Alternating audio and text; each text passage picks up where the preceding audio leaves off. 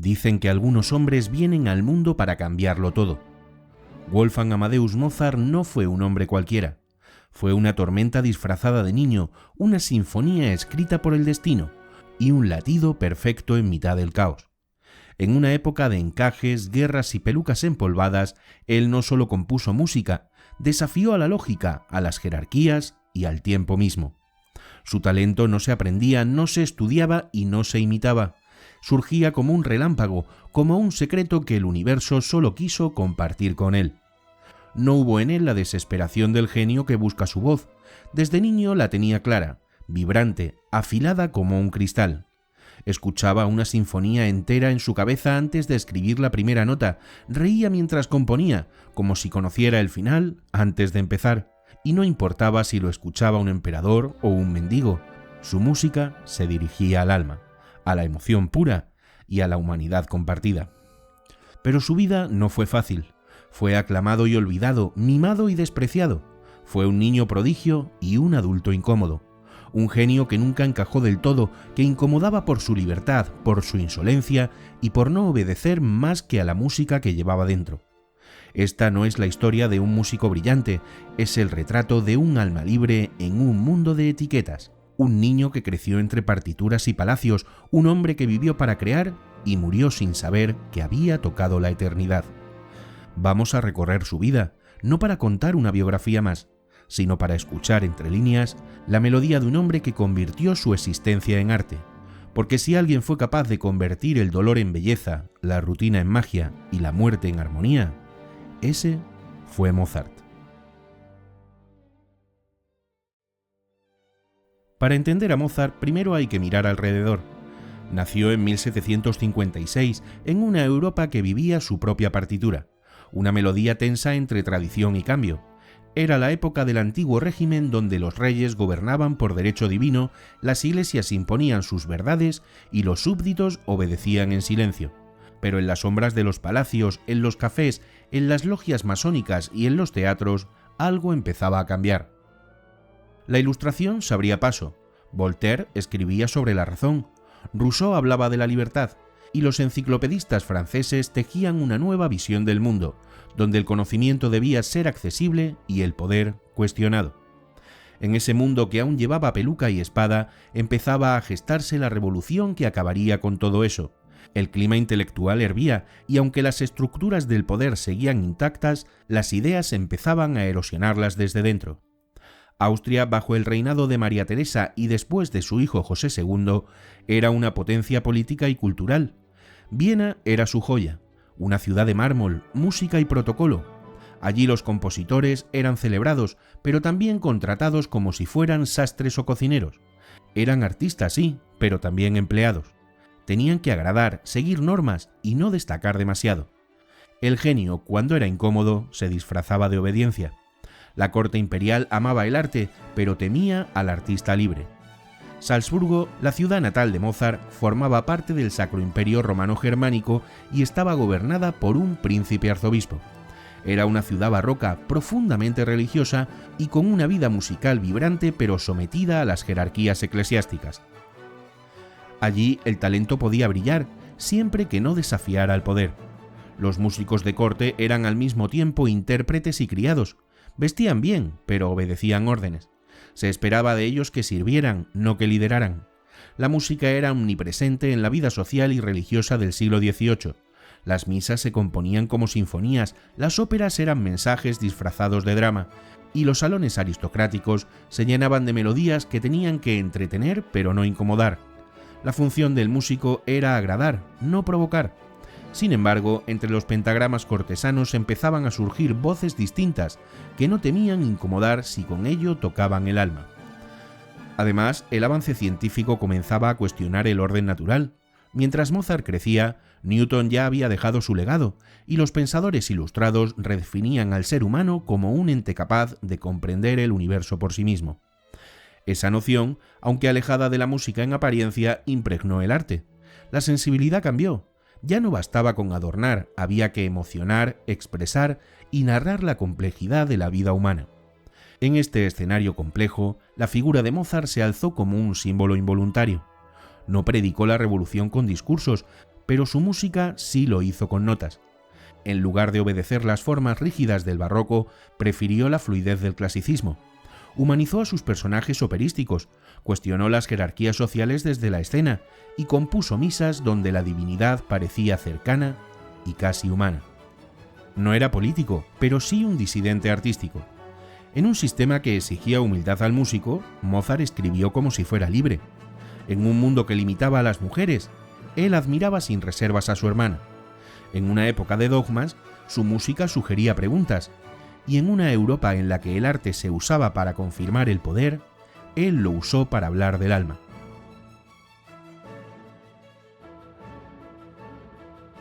Wolfgang Amadeus Mozart nació el 27 de enero de 1756 en Salzburgo, una ciudad profundamente musical, barroca y estrictamente jerárquica.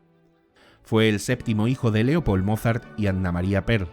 De todos sus hermanos, solo él y su hermana mayor, María Anna, sobrevivieron a la infancia. En aquella casa la música era una lengua materna, no se aprendía, se respiraba. Leopold, más que un padre orgulloso, era un pedagogo tenaz y ambicioso. Violinista de la corte arzobispal y autor de un tratado de enseñanza musical que aún hoy se estudia, intuyó enseguida que su hijo no era simplemente talentoso, era único. Cuando Wolfgang empezó a tocar el clavicordio con solo 3 años y a componer pequeñas piezas con 5, supo que había algo prodigioso en su interior. No lo moldeó con rigidez, lo hizo con admiración. Lo consideraba un canal de lo divino. La infancia de Mozart fue paradójicamente extraordinaria y dura. A los 6 años ya daba conciertos ante aristócratas. A los 7 saludaba a emperadores como iguales. Pero esas giras por Europa eran más que travesías musicales. Eran campañas promocionales de un talento infantil gestionadas con precisión por Leopold. Viajaron durante años visitando Múnich, Viena, París, Londres, La Haya, Zúrich, y cada viaje significaba frío, enfermedades, largas travesías en carruaje y noches agotadoras. Mozart enfermó de fiebre reumática más de una vez y perdió parte de su audición en Londres. A pesar de todo, Wolfgang era un niño alegre, afectuoso y con una risa contagiosa. Tocaba con fervor, componía como quien juega e improvisaba con una naturalidad que desconcertaba a los mayores. En Londres conoció a Johann Christian Bach, hijo de Johann Sebastian, quien lo influenció profundamente. Lo fascinaba la elegancia de su estilo y lo imitó con respeto y admiración. En casa compartía una complicidad única con su hermana Narnel.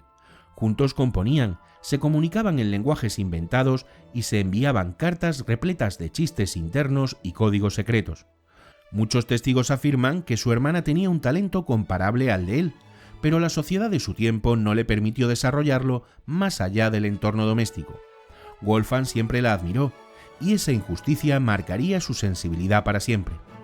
La adolescencia de Mozart no fue menos prodigiosa. A los 11 años compuso su primera ópera, Apollo et Hyacinthus. A los 12, una misa completa. A los 14, escuchó en la Capilla Sistina el Miserere de Allegri, cuya partitura era secreta, y lo transcribió de memoria al volver a casa, provocando la sorpresa y admiración del Papa. Fue condecorado en Roma con la Orden de la Espuela de Oro. Era para muchos un prodigio sin comparación. Pero la admiración externa contrastaba con la frustración interna. Al regresar a Salzburgo, fue contratado como músico de corte bajo el mando del arzobispo Colloredo. Allí, el joven compositor prodigioso era tratado como un sirviente con talento. Tenía que acompañar misas, componer por encargo y seguir órdenes. No se le pedía creatividad, se le pedía obediencia. Mozart se ahogaba. En 1777, con apenas 21 años, emprendió un viaje hacia París, buscando independencia y reconocimiento. Pero el viaje fue una sucesión de golpes.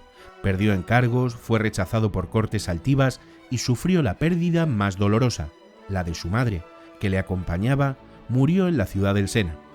La tristeza y la soledad marcaron ese año. Volvió a Salzburgo, herido pero decidido. Su carácter ya formado no toleraba la mediocridad ni la sumisión. Cuando en 1781 fue humillado públicamente por el arzobispo, rompió con todo. Renunció a su cargo y se trasladó a Viena, sin un empleo estable, sin mecenas poderosos, sin red de protección, pero por fin libre. Fue el acto más valiente de su juventud y el comienzo de su gloria.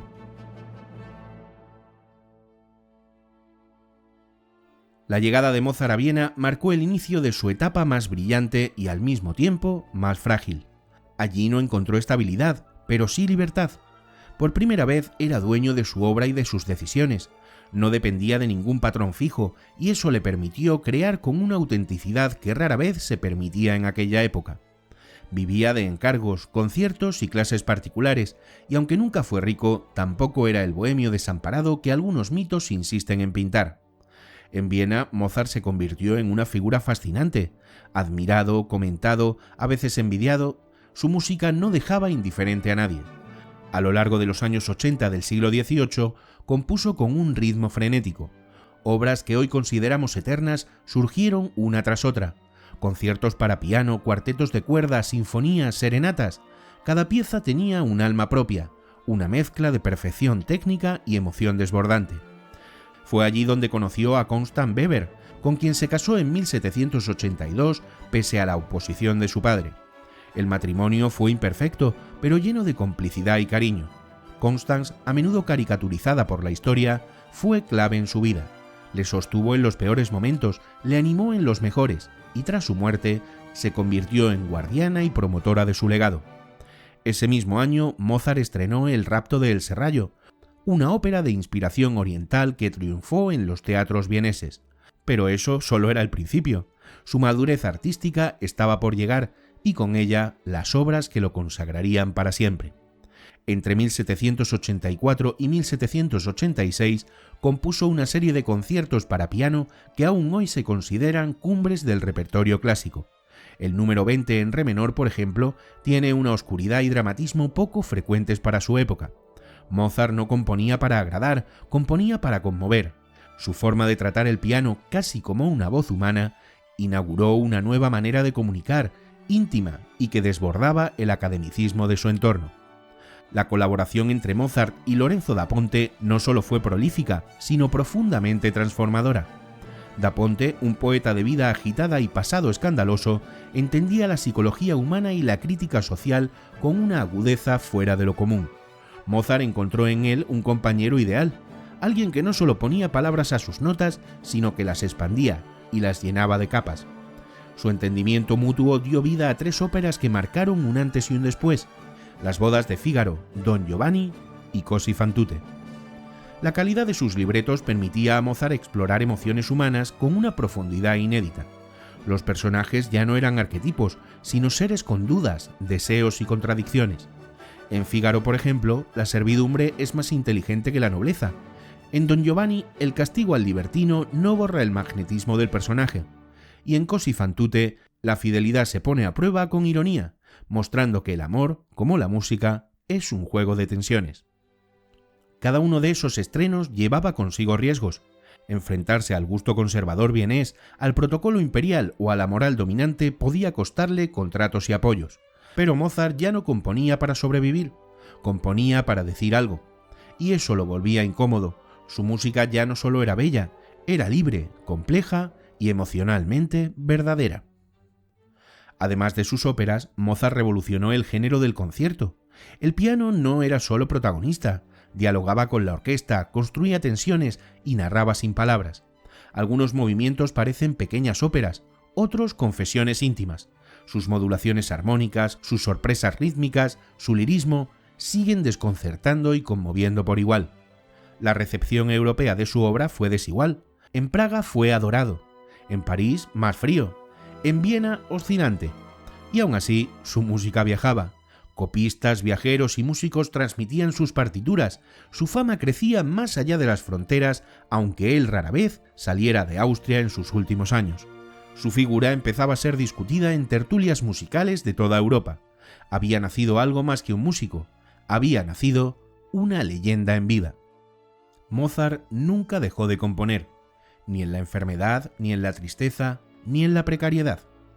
Pero su cuerpo empezó a rendirse cuando su espíritu aún galopaba. A finales de 1791, apenas cumplido los 35 años, cayó enfermo con una fiebre persistente, hinchazón y dolor extremo. No se sabe con certeza qué lo mató.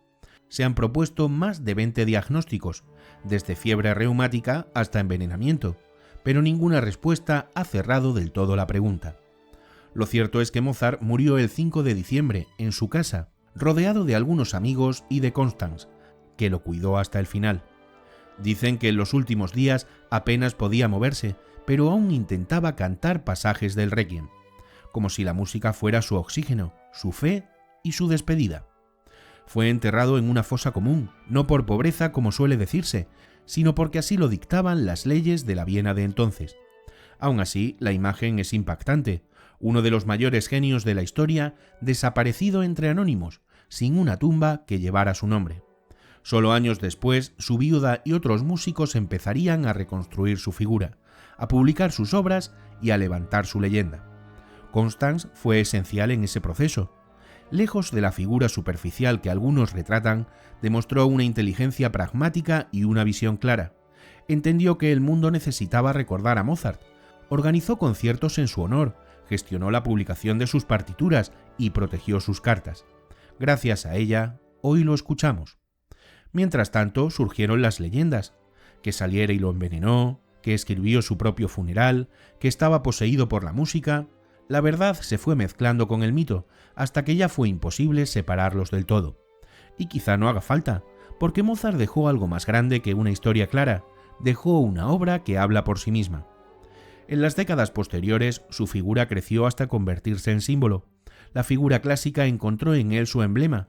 Los músicos lo veneraron, los escritores lo citaban como ejemplo de inspiración pura, y el público, generación tras generación, siguió sintiendo que había algo en sus notas que no se puede explicar, solo sentir. Mozart no murió del todo, se transformó en partitura, en teatro y en emoción. Su vida fue corta, sí, pero tan intensa que aún hoy seguimos intentando entenderla. Y cuanto más la escuchamos, más nos damos cuenta de que no se trata de entender, sino de escuchar. Porque hay almas que no se narran, se interpretan. Una de las grandes ironías de su historia es que en vida nunca recibió un encargo que le asegurara una vejez tranquila. Vivió entre promesas incumplidas, mecenas intermitentes y un sistema que valoraba más el apellido que el genio. Pero fue en ese vacío y en esa falta de certezas donde su música se volvió universal, porque al no escribir para contentar a un patrón, escribió para todos. En el siglo XIX, su figura fue reinterpretada por el romanticismo, que lo convirtió en símbolo del artista incomprendido. A partir de ahí, su leyenda no hizo más que crecer. El Requiem comenzó a escucharse como un lamento universal, sus óperas se repusieron con reverencia, y cada generación lo redescubrió con asombro, como si fuera la primera vez. Hoy Mozart no solo vive en auditorios y teatros, vive en el cine, en la publicidad, en las escuelas de música y en las calles que llevan su nombre. Es una presencia cultural, un latido que atraviesa los siglos, y aún así sigue siendo un misterio. ¿Cómo es posible que un ser humano escribiera tanto, tan bien y en tan poco tiempo? La ciencia lo estudia, la historia lo documenta, pero ninguna explicación basta. Porque Mozart no solo compuso música, compuso emoción, y eso ni se mide ni se olvida. En sus últimas semanas, Mozart sufría intensos dolores en las extremidades, náuseas y una fiebre que no remitía. Sus manos estaban tan hinchadas que apenas podía moverse. Aún así, seguía intentando dictar partes del Requiem, trabajando desde la cama con la ayuda de su discípulo, Franz Xaver-Süssmayr. Constance, agotada pero firme, vigilaba cada paso, llamando a médicos, consiguiendo remedios y conteniendo las lágrimas. Mozart en esos días hablaba de la muerte sin temor, sentía que estaba componiendo su propio funeral y lo decía en voz alta, con una mezcla de lucidez y resignación. Al morir, su cuerpo fue transportado en una carreta común, sin ceremonia, sin procesión. Algunos biógrafos explican que llovía aquella mañana, otros que los amigos más íntimos no pudieron acompañarlo por razones económicas o de protocolo. Sea como sea, la imagen de su entierro sigue doliendo. El mayor compositor de su siglo, enterrado sin nombre. Pero el olvido no duró. Constance, que había quedado viuda con 2 hijos pequeños, se convirtió en gestora, publicista y estratega.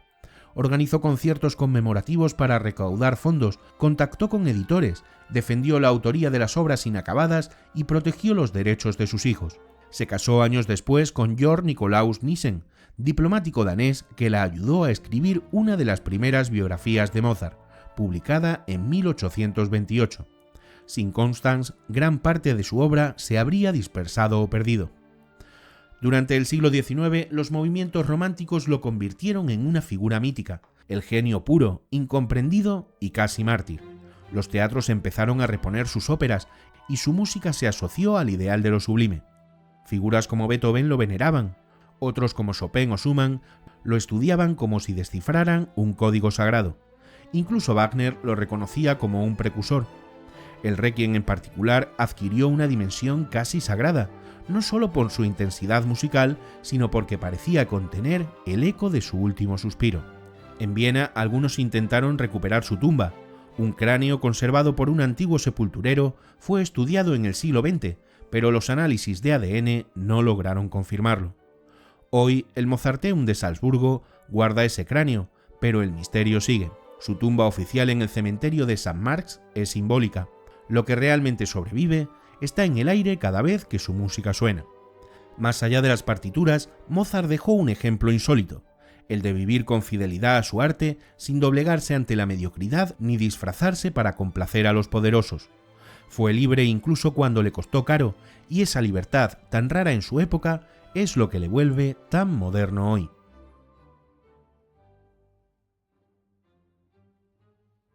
Más de 2 siglos después de su muerte, Mozart sigue más presente que nunca. Su música suena en teatros de ópera, en escuelas de música, en películas, anuncios, videojuegos, aeropuertos y también en los silencios interiores de quienes lo escuchan por primera vez. No es solo un compositor del pasado, es una voz contemporánea, una presencia constante y una emoción que no caduca. Cada año miles de intérpretes nuevos descubren sus partituras, estudiantes del mundo entero aprenden a frasear con sus sonatas, a respirar con sus adagios y a entender el alma humana a través de un cuarteto.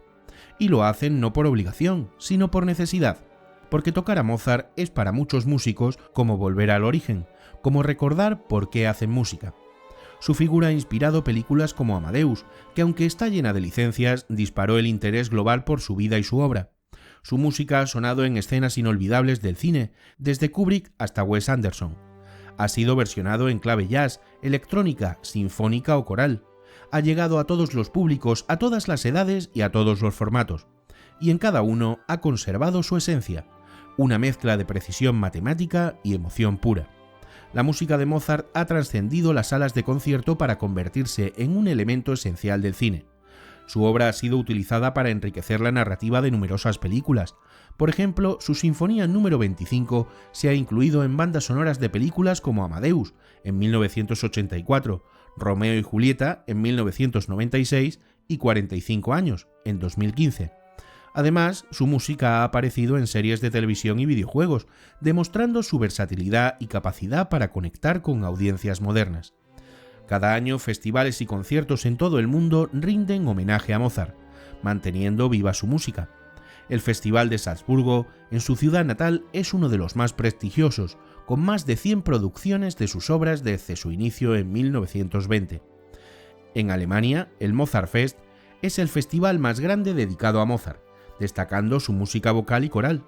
En América Latina, el Festival Mozart Habana en Cuba presenta una programación diversa que incluye conciertos, recitales y clases magistrales.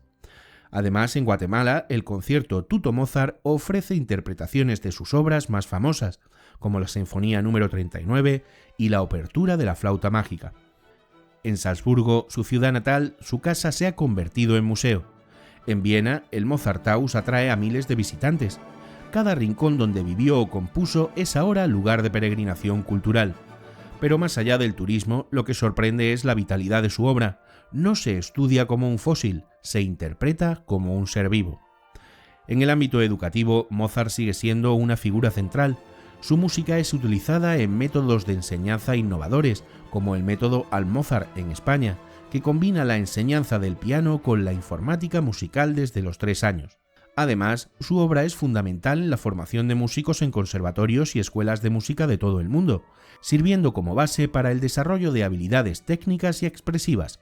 Incluso en la era digital, Mozart tiene vigencia. En plataformas de streaming, sus obras acumulan millones de escuchas. En redes sociales, sus adagios y alegros se reutilizan para hablar de emociones humanas que no han cambiado: amor, pérdida o redención. En tiempos convulsos, su música ofrece un refugio, en tiempos felices, una celebración, y en todos los tiempos una respuesta. Porque si hay una constante que define a Mozart es su capacidad de conmovernos sin palabras, de recordarnos que por encima del ruido del mundo siempre habrá una melodía que nos devuelva al centro, que nos devuelva a nosotros mismos. Quizá lo más asombroso de Mozart no fue su técnica prodigiosa ni su oído absoluto, sino su capacidad para comprender al ser humano. En una época de máscaras, él mostraba los rostros verdaderos. En una sociedad rígida, su música respiraba ternura, deseo, miedo y redención. No componía para los libros de historia, sino para tocar las fibras íntimas de quien lo escuchara. Y por eso sigue vigente, porque la emoción que transmite no entiende de siglos. También fue, sin saberlo, un pensador musical. Su obra plantea preguntas sobre el poder, la libertad, la muerte o el amor. En sus óperas los sirvientes vencen a los señores, los seductores pagan sus actos, las mujeres dudan, ríen, se equivocan y resisten. En sus sinfonías hay tensión, conflicto y resolución. En su requiem hay misterio y entrega. Todo eso es pensamiento y filosofía hecha música. Mozart encarnó el ideal del artista total, libre, creador, sensible al mundo pero no esclavo de él. Su rebeldía no fue política sino estética. No dio discursos, pero su obra fue un acto de afirmación constante. Vivió deprisa, sin ataduras y sin calcular el precio. Murió sin saber que ya era eterno. Y más allá de estructuras musicales, su genio radicaba en la humanidad con la que impregnaba cada compás. Incluso cuando componía música religiosa, su Dios sonaba cercano, compasivo y profundamente humano. Cuando escribía para la escena, sus personajes no eran símbolos, sino seres vivos. Se equivocaban, se redimían y nos representaban.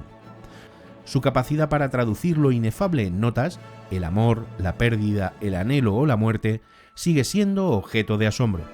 Muchos lo han intentado imitar, pero nadie ha logrado reproducir ese equilibrio entre perfección formal y hondura emocional. Porque Mozart no componía desde la mente solamente, componía desde el alma, y esa alma hablaba en un idioma que seguimos entendiendo. Hoy, cuando escuchamos el inicio del Requiem, el aria de la Reina de la Noche o una simple sonata para piano, algo en nosotros se reconoce. No importa el idioma, la cultura o la edad, Mozart nos hace sentir, y en eso, quizás solo en eso, radica la verdadera genialidad.